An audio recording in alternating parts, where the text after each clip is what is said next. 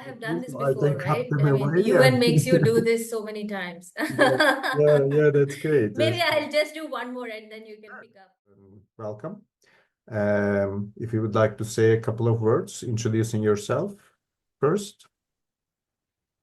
Yeah, sure. Hello, everyone. I'm Swetha Kolluri from India. I design and apply AI strategies around climate crisis. That's my work. And I'm particularly focused on Global South.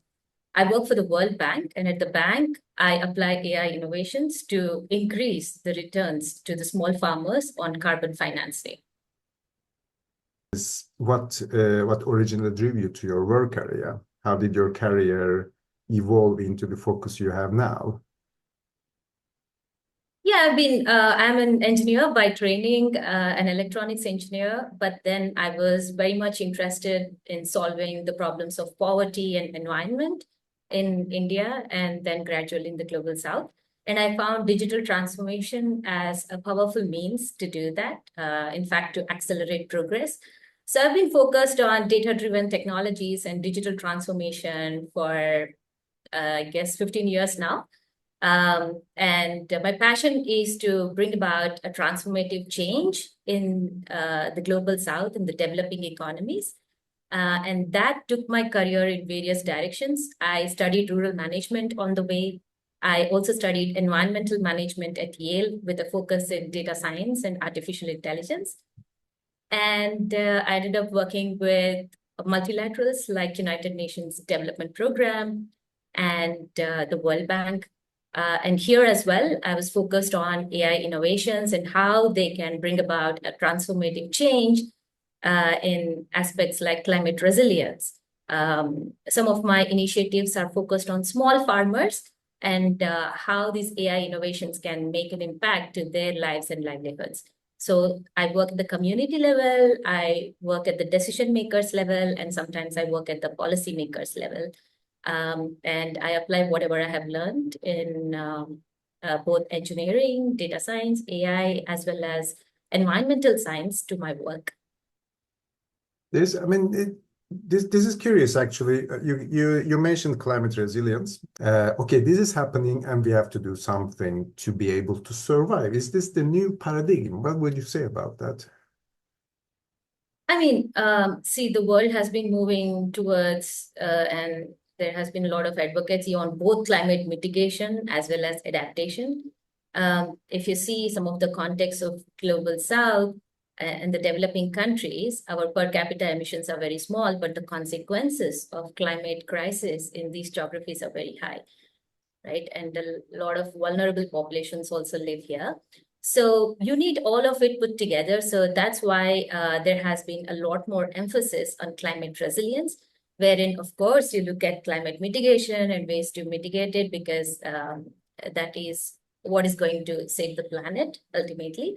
But at the same time, you cannot ignore the adaptation efforts. In fact, in the global south, there is a lot of dialogue how to increase investments in the climate adaptation space because you know that the temperatures are soaring, you know that certain geographies are very, very vulnerable. So how do you provide immediate relief to that particular generation and that geography while you're also focused on the future? So I would say it's not one way or the other, you need both. And there has to be substantial investments in climate adaptation as well because you have to give that immediate coping up mechanisms and you need to give those investments and relief to the highly vulnerable populations and geographies. Do you have any experience with Sweden from before? I had a Swedish boss, I say. I see. Yeah, not real experience in terms of working with partners in Sweden, but I really look forward to. In fact, with a couple of universities, we are having these dialogues on how to collaborate on climate, AI, and health. Yeah. Again, from the adaptation lens, right? Because the temperatures are soaring and then there is heat stress and so many populations are impacted and you have only limited funds. So how do you optimize that with AI? So these are some of the questions and challenges that I would like to discuss. And I think this is a good stage for me because I've been having partnerships with folks in Netherlands, Italy, of course, USA, where I was trained, and of course, many more in India and developing economies. But I did not have a partner, research partner in Sweden till now. So I would like to explore those conversations and potential collaborations. I see. And I also read that you do a lot of trekking, hiking. I do. You do? We have the highest mountain ranges in the world, Yeah, the Himalayas. So I do a little bit of trekking there whenever I can. yeah. It's beautiful. How high have you come?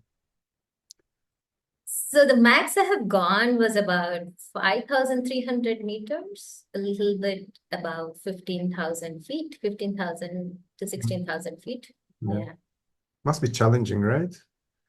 it is challenging. I mean, the logic of the planes and, you know, whatever you're prepared to, and even if you're a good athlete in the plains, does not really work in the hills. The mountains are very different. They need a different kind of resilience. Mhm. We go back to our favorite word. Yeah, yeah. Yeah, yeah. It is challenging. And uh, I was also planning to organize some climate science hikes in Himalayas because Yeah. the climate crisis is very evident there, right? I mean, there's glacier melting happening, and at the same time, you see these flash floods time to Yes. time, and Yeah. Yes, we've the been not. grazing lands are disappearing. Yeah, so Yeah. many changes are happening there. So it's good to have like first-hand exposure. So I'm inviting some of my friends and colleagues who work in the climate science space to come to Himalaya to witness it firsthand and, if possible, conduct some research here.